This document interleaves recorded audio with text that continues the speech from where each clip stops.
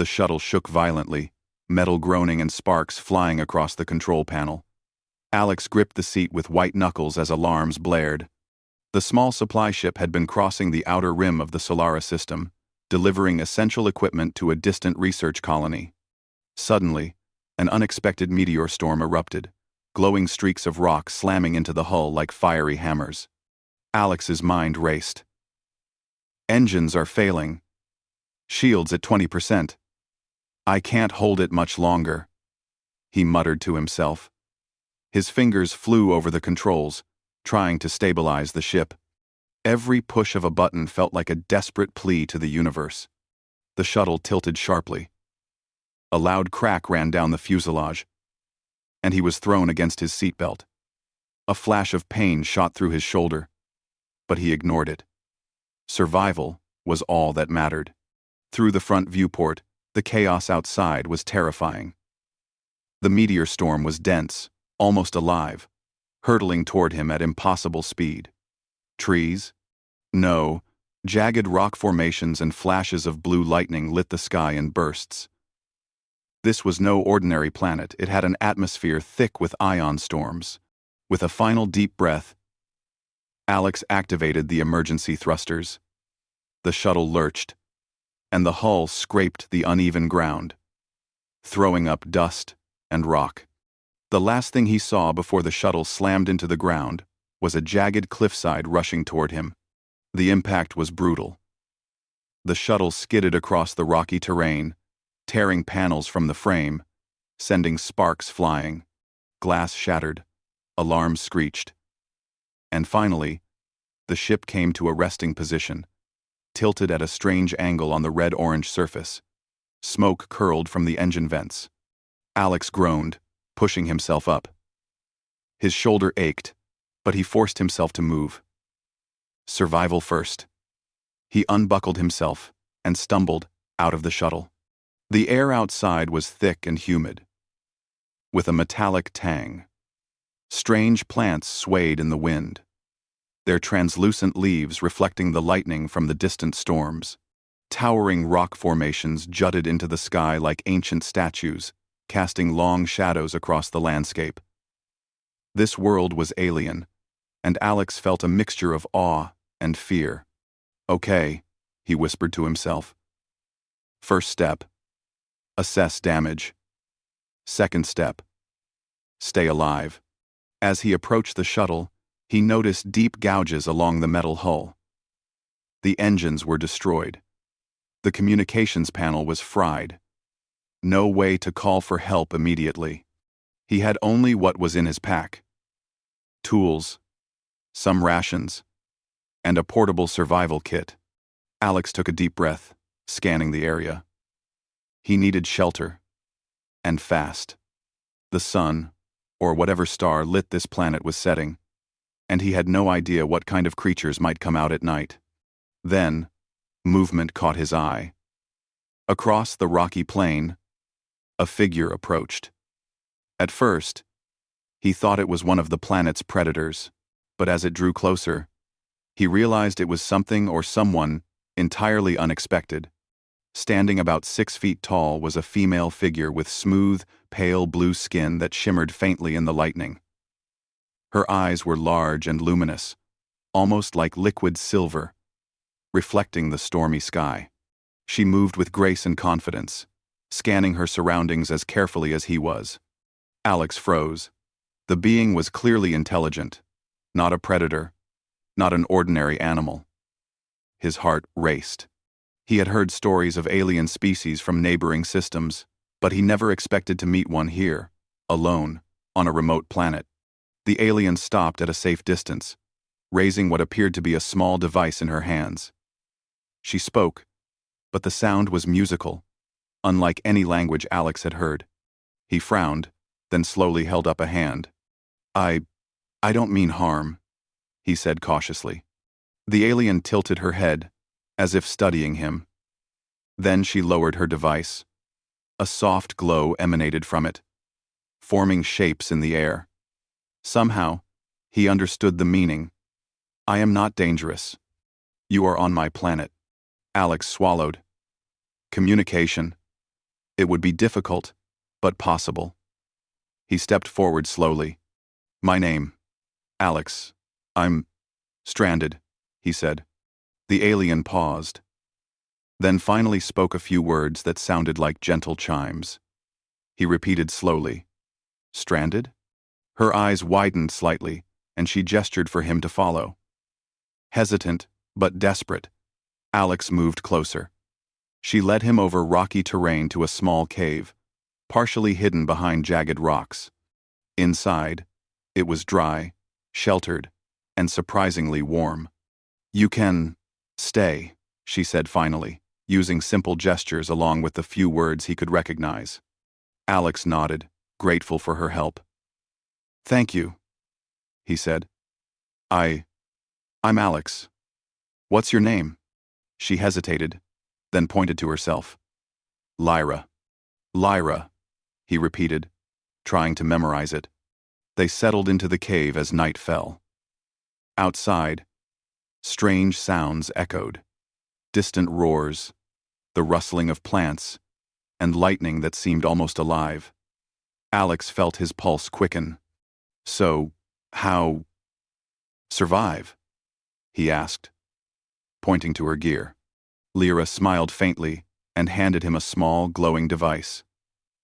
He held it carefully. It seemed to project a holographic map of the surrounding area, with safe zones and dangerous zones marked clearly. Alex whistled softly. Incredible. Your technology. She nodded, then pointed to his shuttle, asking questions through gestures. Alex explained in broken sentences what had happened. Her expression grew serious when she understood. Dangerous planet, she said finally. Storms, creatures, night, not safe. Alex nodded grimly. Yeah, I figured that. The two worked quietly, checking the cave for hazards and setting up a small area for shelter. Alex unpacked his tools, showing her some of the equipment he had salvaged. Lyra seemed curious, examining his tools carefully. She nodded, as if approving his methods. Despite the language barrier, they found ways to cooperate. She taught him how to use the local minerals to reinforce the cave's entrance, keeping out predators. Alex taught her how to modify a portable power cell to create a light source. Their combined skills made the cave surprisingly secure and functional. Hours passed, and exhaustion weighed heavily on Alex. He had been through storms, crashes, and unknown dangers, yet he felt a spark of hope for the first time. He glanced at Lyra, who was calmly monitoring the cave entrance. She seemed completely at home here, even amidst the chaos. You, strong, she said softly, gesturing toward him. Alex chuckled quietly. You're not so bad yourself. A soft rumble shook the cave suddenly. The ground trembled beneath them. Both froze. Outside, a glowing shape moved among the rocks. A massive creature, unlike anything Alex had ever imagined. It had translucent skin, revealing bioluminescent organs inside. Its eyes, if they could be called eyes, were hundreds of tiny lenses scanning the area. Lyra tensed. Night. Creatures, she whispered.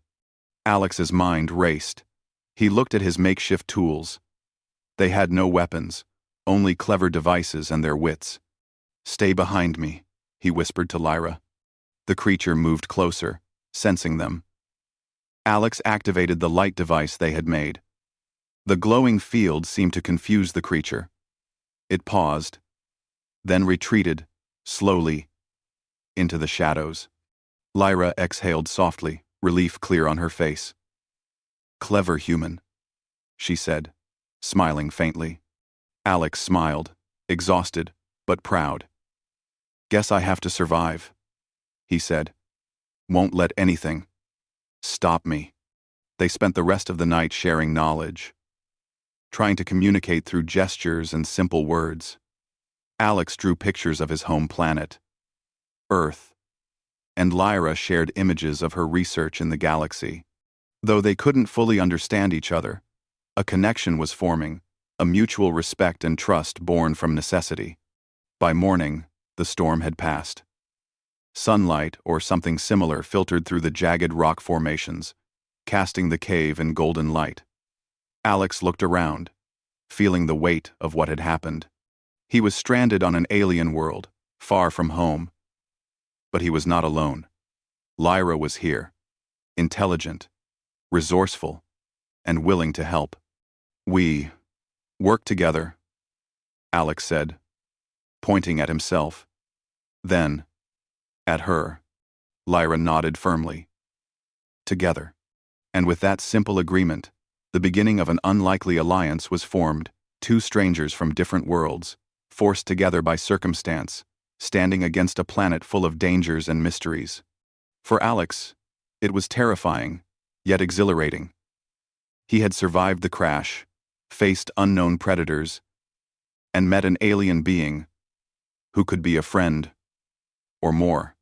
And somehow, in the midst of fear, exhaustion, and uncertainty, he felt the spark of hope that they could survive, hope that they could find a way home, and hope that, together, humans and aliens could achieve the impossible. The adventure had just begun. The sun rose over the jagged horizon, casting long shadows across the alien landscape. Alex stretched, feeling the soreness in his muscles and the dull ache in his shoulder from the crash. He glanced at Lyra, who was already examining the cave entrance. She moved with quiet precision, touching the rocks, scanning the air, and listening to the faint sounds of the planet. Alex admired her calmness. "This planet. Dangerous," she said softly, her voice musical but steady. She pointed toward the outside world, then back at him, emphasizing the need to prepare. Alex nodded. He had already begun to realize that surviving here would take more than courage. It would take cleverness, adaptability, and teamwork. "We need food, water, tools," he said slowly, pointing to the cave's interior. Lyra tilted her head and gestured toward a set of glowing crystals embedded in the rock walls. They pulsed softly, like a heartbeat. Then she moved to a small patch of alien vegetation outside, pointing at the leaves and fruits. Alex understood. These could be used for sustenance. "Eat safe?" he asked. Lyra nodded, picking some fruits and showing him how to handle them. Hesitant, Alex took a bite. The taste was unusual, tangy, sweet, and slightly electric, but safe. He smiled. "Not bad," he said, surprising Lyra with his attempt at humor. She chuckled softly, a sound that reminded him how different, yet how relatable, beings from other worlds could be. After breakfast, Alex opened his pack and began inspecting his tools. He had a small portable repair kit, a multi-purpose wrench, and several compact devices. Lyra watched.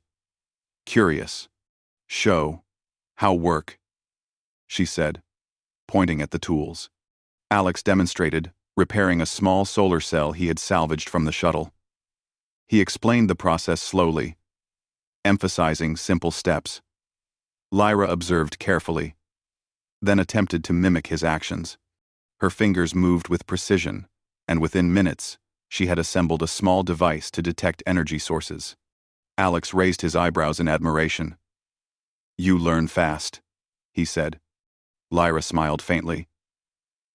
The rest of the morning passed with a mixture of experimentation and preparation. Alex showed Lyra how to convert parts of the shuttle into basic equipment tools to dig, devices to store water, and a makeshift stove for cooking. Lyra demonstrated how to collect energy from the crystals and how to identify safe plants and roots. By midday, they had established a small base outside the cave. Alex rigged a simple barrier, from scrap metal, to mark their territory. Lyra placed crystals at strategic points, forming a faint, glowing perimeter that could warn them of approaching predators. "I like humans," Lyra said suddenly, her eyes reflecting the light of the crystals. Alex smiled, a little surprised. I like aliens who help, he replied. Their laughter echoed softly through the cave, a rare moment of lightness in a dangerous place. But the planet did not forgive carelessness. A distant rumble shook the ground, a reminder that their new home was wild, unpredictable, and powerful. By afternoon, they decided to explore the surrounding area. Lyra led the way, moving with ease across rocky terrain that Alex struggled to navigate. Sharp cliffs, deep crevices, and alien vegetation made every step a challenge. This way, safe, Lyra said, pointing toward a narrow pass between two mountains. Alex followed closely, holding a portable light device to illuminate the path. As they moved, they encountered their first major challenge, a river of glowing liquid that flowed rapidly through a deep ravine. Alex paused, examining it carefully. "Looks dangerous. Can't swim," he muttered. Lyra studied the river, then scanned the surroundings. She pointed to a series of narrow rocks jutting above the flow. With careful steps, she demonstrated how to cross. Alex hesitated, then followed her lead, using his engineering instincts to balance and make the jumps safely. Once across, they paused to rest. Alex looked at the alien sky, now turning orange with the approaching evening. This planet, strange, but amazing, he said. Lyra nodded. The following days were a cycle of survival, learning, and cooperation. Alex built small shelters from rock and metal, using parts of the shuttle. Lyra taught him how to harness the energy of the crystals to power their devices. Together, they learned which plants were safe to eat, how to filter water from strange mineral pools, and how to navigate the dangerous terrain. One evening, as they sat by a small fire, Alex asked, "You research alone?" Lyra hesitated. "Not alone. Team. Separated. Storm." Her eyes darkened slightly. "Many. Lost." Alex nodded, understanding the weight of her words. "I lost shuttle alone until you." For a moment, they simply looked at each other, both realizing how fragile life could be in the vastness of space. Then, Lyra reached out, touching a small device on Alex's wrist, a gesture of trust. Alex smiled softly, touched by her quiet reassurance. Suddenly, a noise broke the calm, a low growl, followed by the rustle of massive feet on rock. Alex tensed. Lyra's eyes sharpened. "They come," she whispered. From the shadows emerged a group of nocturnal predators, creatures unlike anything Alex had seen before. Bioluminescent skin revealed their muscles, and glowing eyes scanned for prey.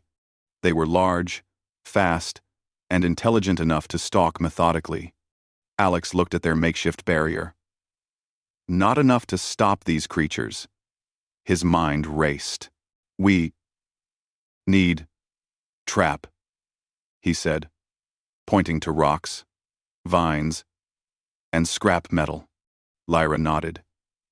Together, they worked quickly, setting a simple trap using boulders balanced on vines. When the creatures approached, one rock fell, startling them. Another followed, and soon two creatures were trapped, giving Alex and Lyra a chance to retreat into the cave. Breathing heavily, Alex turned to Lyra. "Teamwork?" Lyra nodded, her silver eyes reflecting pride. "Clever, human," she said. Over the next few days, they continued to explore, mapping safe zones and dangerous areas. They discovered small mineral deposits, strange glowing mushrooms, and plants with unique properties. Alex's engineering skills allowed them to turn some of these discoveries into useful tools. A small light device powered by glowing mushrooms, a water filter using mineral crystals, and even a rudimentary communication device using parts of the shuttle. One morning, while scanning the mountains from a high ridge, Lyra pointed to a distant peak. "Signal. Strong," she said. Alex squinted, A faint beam of light pulsed intermittently from the summit. Could be rescue? Or other beings, he said cautiously. Lyra nodded. Need. Journey. Dangerous. Alex felt a surge of determination. He had survived the crash, the predators, and the harsh environment. Now, the possibility of rescue, or at least more answers, lay ahead. We go together, he said firmly. Lyra's expression was unreadable for a moment. Then she smiled. Together. 2. The journey to the peak was treacherous. Sharp rocks, sudden drops, and unstable ground forced them to rely on each other's strengths. Alex's engineering knowledge helped them cross broken bridges of rock, rig simple pulleys for climbing, and navigate the mineral-laden rivers. Lyra's understanding of the planet's ecosystem guided them past dangerous plants, creatures, and hidden traps. Along the way, they shared stories, laughter, and occasional frustrations. They discovered a rhythm to their partnership. Alex's ingenuity balanced Lyra's knowledge, and Lyra's caution balanced Alex's boldness. Slowly, respect and trust grew into friendship, a bond forged by necessity but strengthened by admiration. By evening, they reached a plateau with a view of the summit. The signal was closer now, pulsing with rhythmic intensity. Alex examined the device they had brought from the shuttle, trying to amplify it. Lyra assisted, carefully analyzing the energy patterns. Hours passed, and finally, with a low hum, the signal strengthened. Possible. Communication, Lyra said, her eyes shining with hope. Alex allowed himself a small smile. We may be found way home, he said. As night fell, they set up camp on the plateau, keeping the fire low to avoid attracting predators. The wind was cold, but the glowing crystals they had placed around their shelter provided light and warmth. Alex watched the stars, or what passed for stars on this planet, thinking of Earth, of home, and of the people he had left behind. Lyra joined him, handing him a small piece of glowing fruit. Share. Food, she said. Alex smiled, accepting it. Share. Friendship, he replied. The two sat in silence, the strange alien sky above them, knowing that tomorrow would bring new challenges. But for the first time since the crash, hope felt real. They were not just surviving, they were learning, adapting, and growing stronger. Together. And in that moment, Alex realized something he had never truly understood before. Humanity's greatest strength was not technology or weapons.